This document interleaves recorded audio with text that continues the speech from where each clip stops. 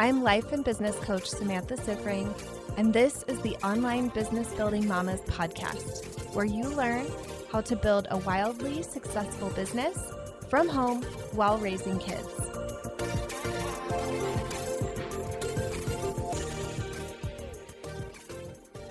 Hey mamas, how are you doing?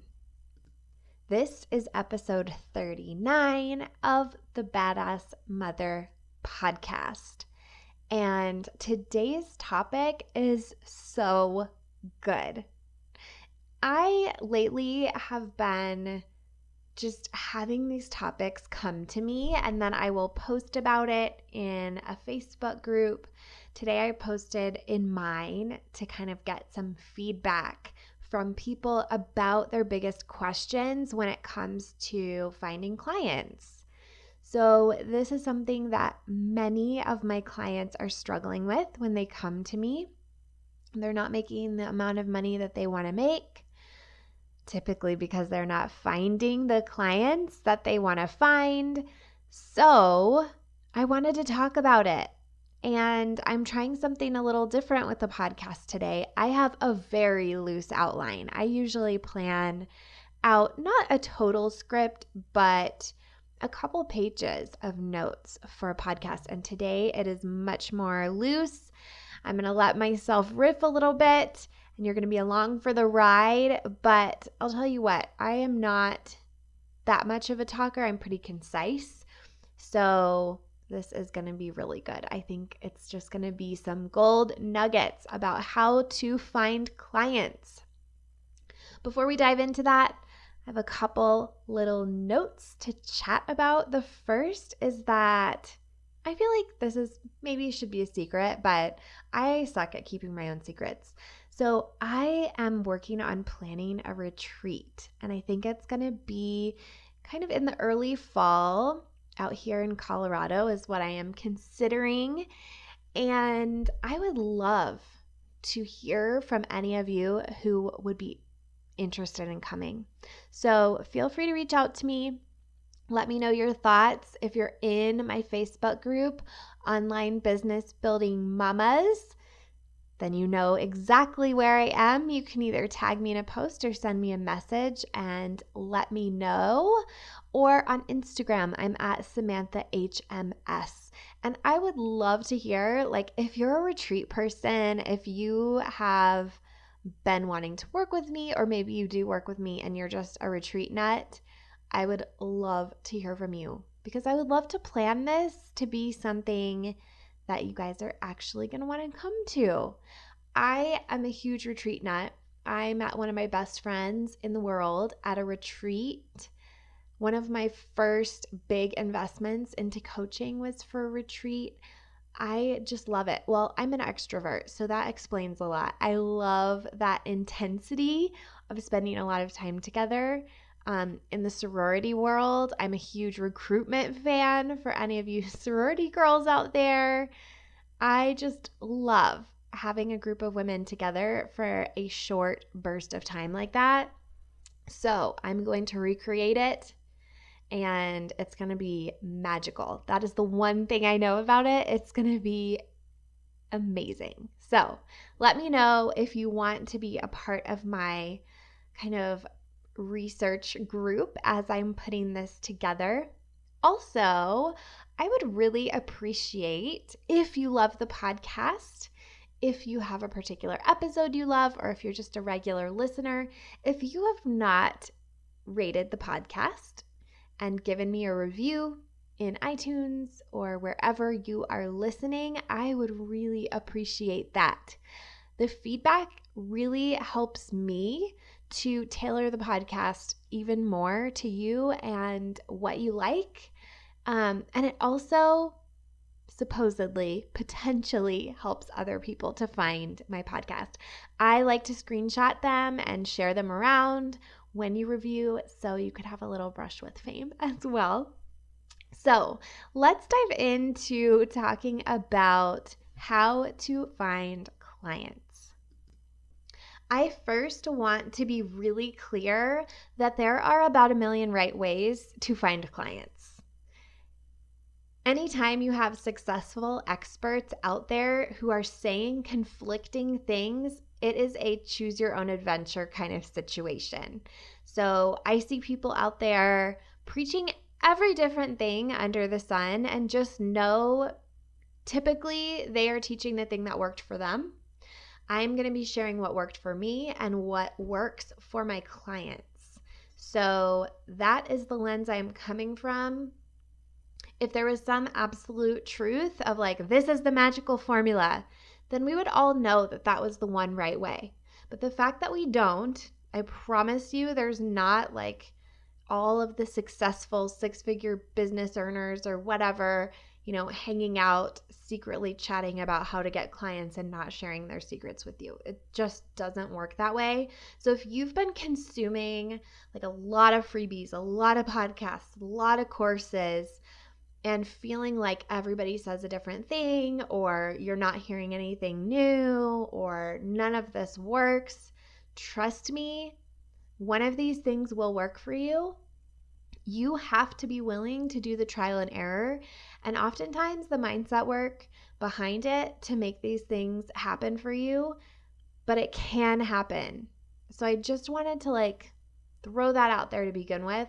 But my approach is to keep things ridiculously simple. So I'm going to be breaking it all down as simple as possible. You're not going to hear anything about Facebook ads in this episode. This is not that kind of episode.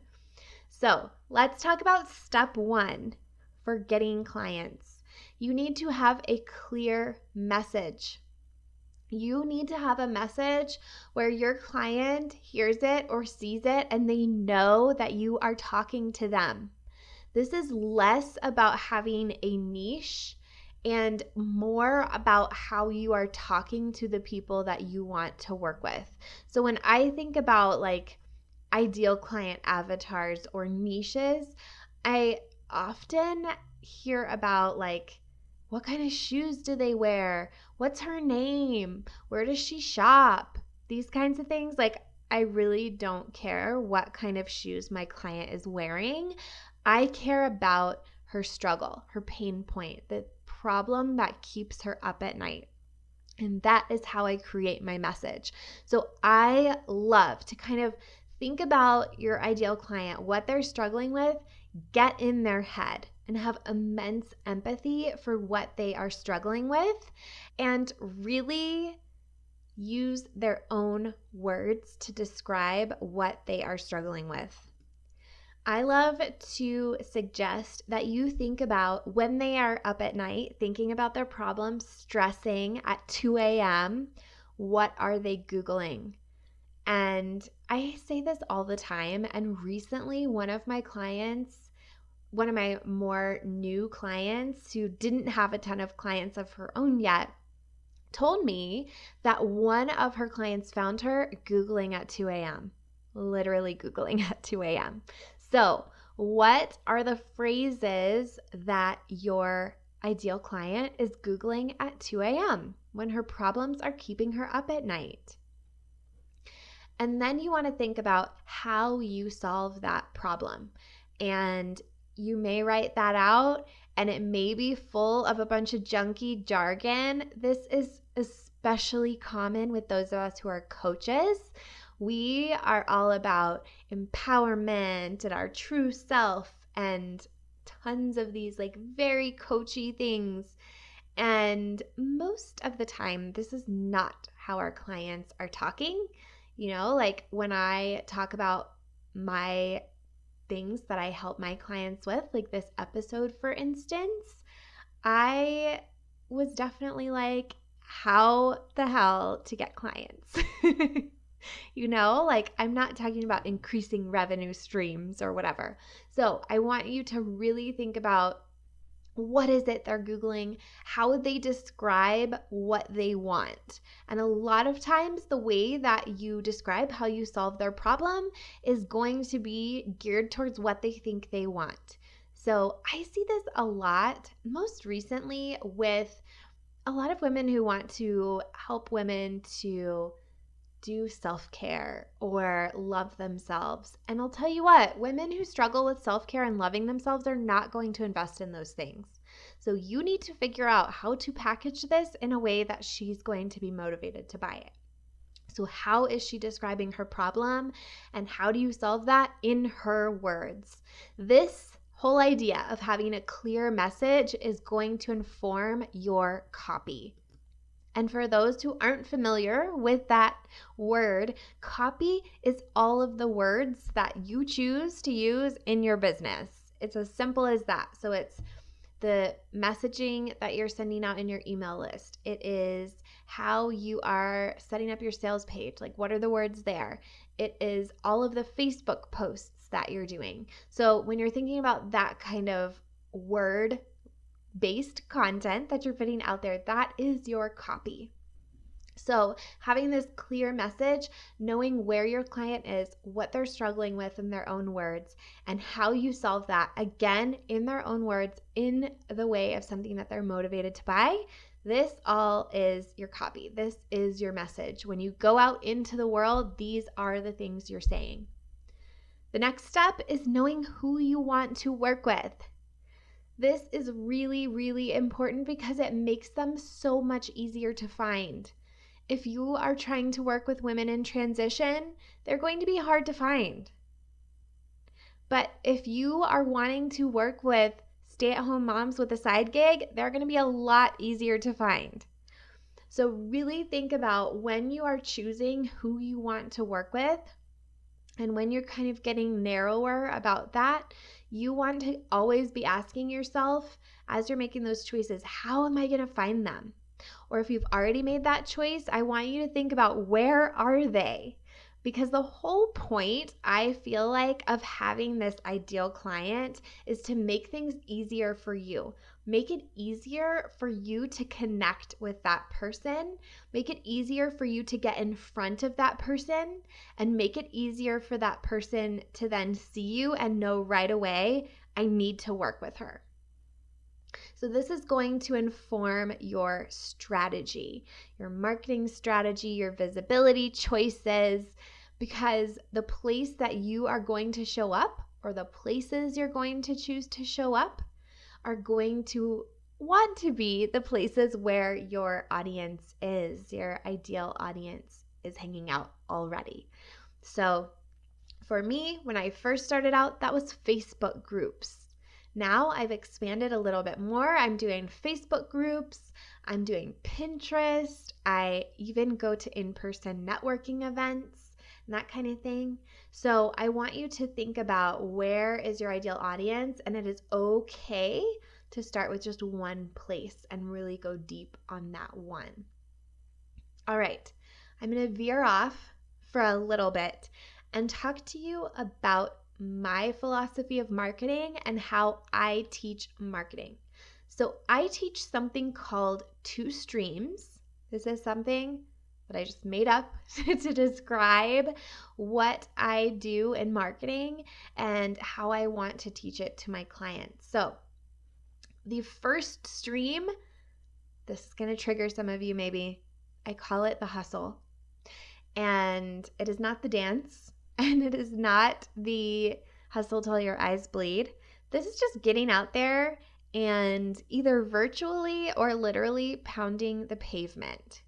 So thinking about, how do I get out there in front of the people that I want to work with and make sure they know about me and make sure that they are turning into clients. So that is what happens in the hustle stream. And I'm going to go way more in depth on that a little bit later in this episode. The second stream is once you've built up an audience and people just come to you. So I'm at this point now, and I still do stream 1, the hustle, but this longer term stream, it takes a good 6 months or more to really build, typically. There's always going to be little naysayers out there who are telling me that I'm totally wrong and whatever. This is what I've seen work for me and work for many people. So I believe in it. And what I have seen now, after building my audience for a while, is that people just find me, consume a ton of my content, and then apply to work with me. And that is not what happened when I first started my business. When I first started my business, I knew where every client came from because I physically met them either in a Facebook group or at a networking event or whatever, or through a referral. And I turned them into a client through having one-on-one conversations with them. So if you are just starting out, do not feel bad that you're putting out tons of content and no clients are coming. That's because that second stream is a longer term stream. I also believe in a third stream that involves paid advertising. And like I said, this is not the podcast for that. I am mainly going to talk about stream number 1, the hustle. If you don't like that word, reclaim it, give it your own definition because it is good stuff. So let's talk about this first stream. At first, like I said, when you're first building your business, when you're first figuring out how to get clients, they're mainly going to be coming through this first stream. And this is how you make money even when you are still in the audience building phase. You can start making money in your business right away by implementing this stream. So let's talk about this stream. This stream involves taking massive action. So that means taking action until you get the result you want. So I want to give a little clarity because I know hustle and massive action really turn a lot of people off. So I want to tell you how I came to terms with these phrases and was able to claim them for myself and my own definition. Because we definitely need to get out there and work. Like, we're not going to sit on our couch and think about how much we want clients and then they're just going to start knocking on the door or like showing up in our PayPal account or whatever. We have to do something. So this is all about figuring out the way that you want to find your clients. Again, thinking about where they are, but also thinking about your strengths and how you shine best. And then repeatedly doing that thing, whatever the plan is, until you get the results you want. And this can be in 1 hour a day. This can be in 5 hours a day. This can be during nap time. This can be your new full-time job. You get to decide what this looks like, but you want to be sure that during your working time, you are taking that massive action and you're all in. So that is how I look at it. This is not like lose out on sleep or whatever unless you want to and that's your jam. That's fine. Losing out on sleep is not my jam. So I do not teach it. This stream, the hustle, is all about personal relationships. So like I said, meeting somebody where they are in a Facebook group, at a networking event, on LinkedIn, wherever they are, or through a referral, taking them through a series of one-on-one conversations until they say yes to being your client or no, and then you let them go. So really focus on the personal relationship. To make this happen, you need to show up where your people are and also where you're going to shine best. So a lot of my people are on Instagram. I'm on Instagram, but I'll tell you what, I do not shine best on Instagram. It's not something I really get. I totally get Facebook. So that is my jam. That is where I spend most of my time. That's where my growing community is. That's where I go live. That's where I post some of my best content. That's where I really show up day in and day out for my clients. And I do it in my own group and I do it in other people's groups. I think that really thinking about how can I build relationships and provide value to people is the best way to move forward. And actually, when I was putting together this episode, someone commented that she was going to throw a chair if I said to go into Facebook groups. And I definitely think there's plenty of clients to be found in Facebook groups because that's how I found many, many, many of my first clients. And I still find clients in Facebook groups. But that advice to just like go in Facebook groups is so vague. It is not useful. So I want to talk a little bit about how to use some of these places because you may be confused. Like you may be like, how the hell am I supposed to get a client from a networking event or from a Facebook group or whatever? The first thing is that there's a lot of bad energy in that statement. Like, I'm sure you could hear it in my voice that I was like in a very sassy mode. This is not like an attractive to clients vibe to be like, where the hell are they? How do I find them? It's making me laugh, but it is not a good place mentally to be in when you're wanting to attract clients to you. And that's part of it. You're going to attract people to you.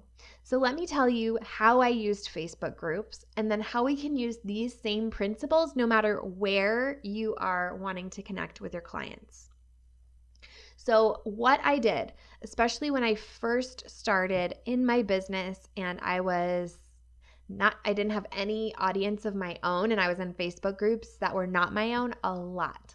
I was prowling around. I was in a lot of groups because I wasn't quite sure which were going to be the best groups. So I was experimenting, which is really important in this phase, to experiment. So I was in a lot of groups and I would kind of go through each one. I would sort by most recent, or maybe I'd search by keywords. There's a lot of different ways to approach it. But basically, I would look for people who were asking questions about my area of expertise.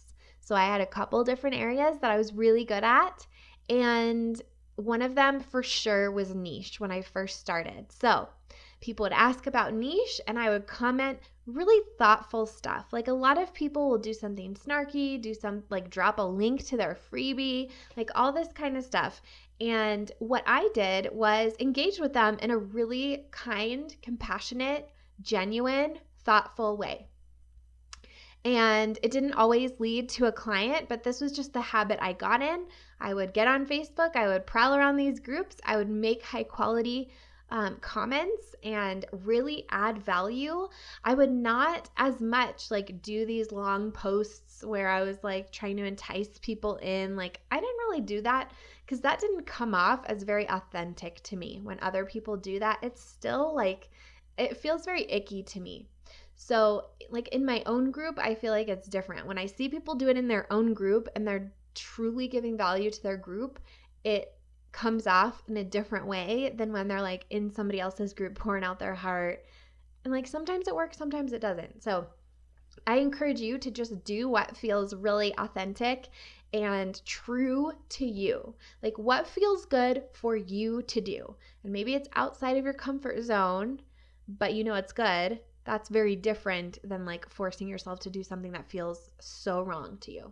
So really pay attention to how it feels, and that's how you're going to know if it's the right thing or not. But for me, that was mainly being really helpful to people who had questions. And I would often then engage in a back and forth with them, and there would be a point where it became natural to invite them over to a phone call. The way that I typically do this is to let them know I'd be happy to chat about it more, or that it's a lot easier to chat on it one-on-one or something like that. Get them in a Facebook message, invite them to a call, and then from that point, you can then have a conversation about potentially working together more and making that offer to them. So this can work in a lot of different places other than Facebook groups. So those of you who hate Facebook, even though it breaks my heart, I love Facebook. Those of you who don't feel like your ideal clients are on Facebook, you can do this other places. You can even do this in person at networking groups. And I have done this before at a networking group. And at those, you just walk around and you talk to people.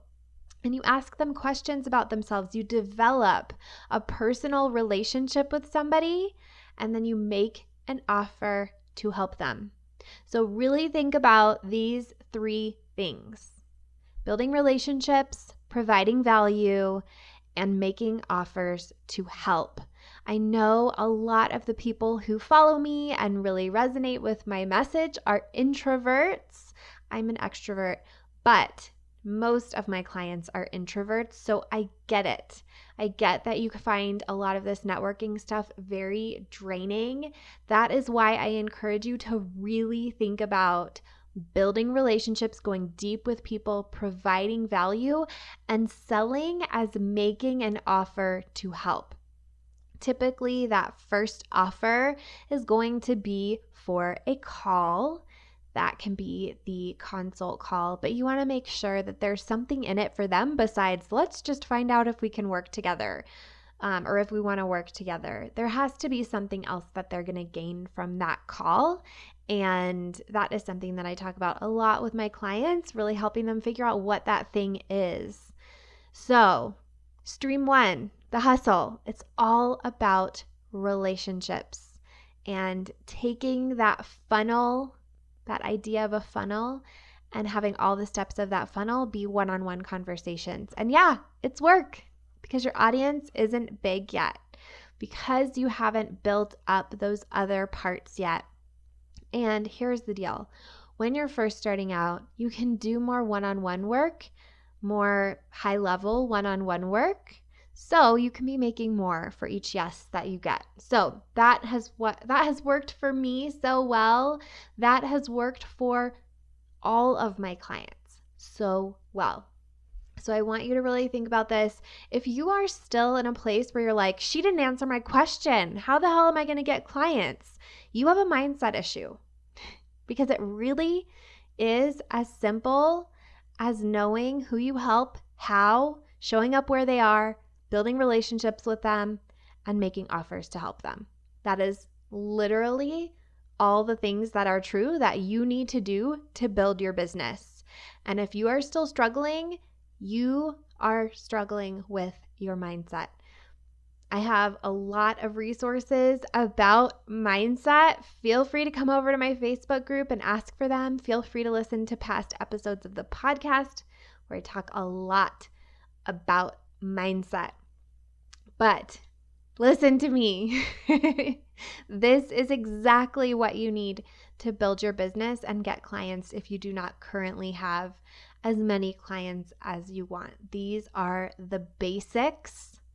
And if you continue to implement these things and continue to work on yourself and your mind, you will be successful. All right, mamas, I hope that this has inspired you to get out there and talk to people, whether it's in person or electronically. I would love if you would come over and hang out with me electronically. My Facebook group is an excellent place to meet clients and start building those relationships. It is called Online Business Building Mamas, and I would love to see you over there. When you try to get in, when you apply to get in or click join or whatever it is you do, there's a couple questions I ask, and one of them is how you found out about the group. And I would love if you would let me know that it was this podcast, because I love when my pod friends join me in my Facebook group, and then I can find out who you actually are. So I hope to see you over there. Remember to rate and review if you haven't already and you're feeling very abundant and generous and have gotten value from this. If you like this podcast, I want to invite you to coach with me over in my program, Mama to CEO. There's you, and there's the consistent income you want to make in your business, and I help you remove everything standing in between. It's lifetime access for mastering your marketing, sales, time, and everything else you need to have the business and life you really want. Whether it's making your first 1,000 or 100,000, I can help you do it. To join, go to mamatoceo.com, mamatoceo.com.